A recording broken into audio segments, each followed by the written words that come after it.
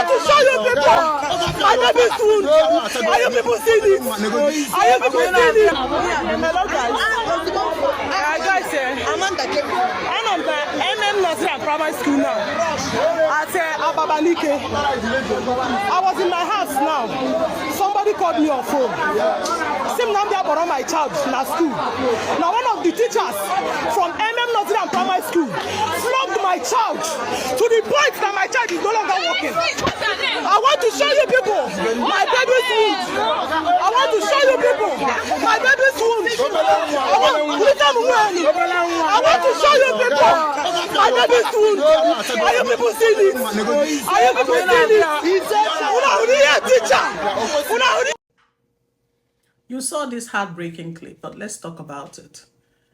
The culture of abuse in Nigeria is not helping matters. You see, child abuse in Nigerian schools has become a serious issue that reflects wider social and cultural problems in the country. Many children face physical, emotional, and even sexual abuse from teachers, school staff, or even older students. So this abuse often happens in silence because of fear, ignorance, and weak protection system. I'm not just speaking in particular about this video that we watched, but in a broader way. In many Nigerian schools, corporal punishment is still seen as a normal way to discipline children. Teachers often use sticks, canes, or even wires to beat children for coming late or even talking in class. Some parents also support this, believing it helps children become respectful and hardworking. Now, this belief passed down through generations make it hard to stop physical abuse, even when it causes harm or trauma. Just like we saw in the video, you can see how the toddler's legs were bruised up from beating. What could a toddler have done so wrong that this teacher had to take out the frustration on her? We focus so much on physical abuse, forgetting that emotional abuse is also common. Teachers may insult students, call them names, or shame them in front of their classmates. This damages a child's confidence and can make them fear school. So in some boarding schools, bullying by older students is acceptable as a rite of passage. Such acts, including hazing or forced labor, are often ignored by school authorities. But then we have government policies which should protect children, but is rarely enforced. There's this Child Rights Act, but enforcement is weak. But here's the thing, many schools, especially in rural areas, do not have trained counselors or safe reporting systems.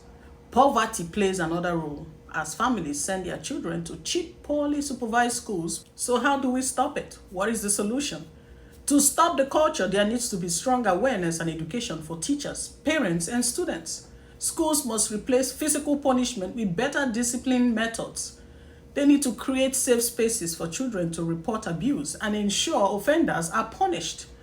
Ending child abuse in Nigerian schools requires not just new rules, but a complete change in mindset about how children should be treated and taught.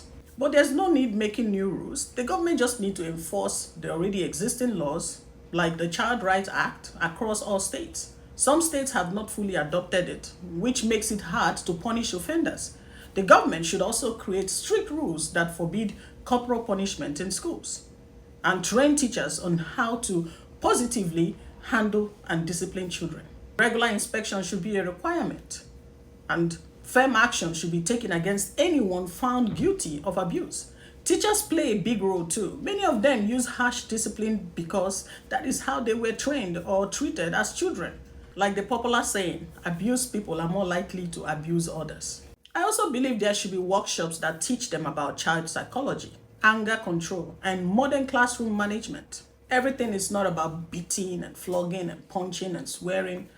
Rewarding teachers who promote kindness and respect can also help change old habits. My parents, I believe they also need to change their mindset. Many still believe that beating or shouting at children is a sign of good parenting, but that's a lie. Awareness programs and community talks can help parents understand that love and guidance are more effective than fear and pain. Many of us grew up in fear. When parents refuse to accept abusive treatment from teachers, schools will be forced to change their methods. Children must also be taught their rights. Schools should include lessons about safety, respect, and how to report abuse. So the media can also play a good role by speaking openly about child abuse cases and showing how harmful they are. Documentaries, radio talks, and social media campaigns can make people aware and push the government to act accordingly. Since Nigerians are religious, then religious leaders and community leaders can also use their influence to speak against abuse and promote respect for children. Lastly, it's my wish that every Nigerian child must see child protection as a shared duty. It is not just the work of teachers or police officers. When society stops excusing abuse and start protecting children, schools will become safer and more caring places for learning.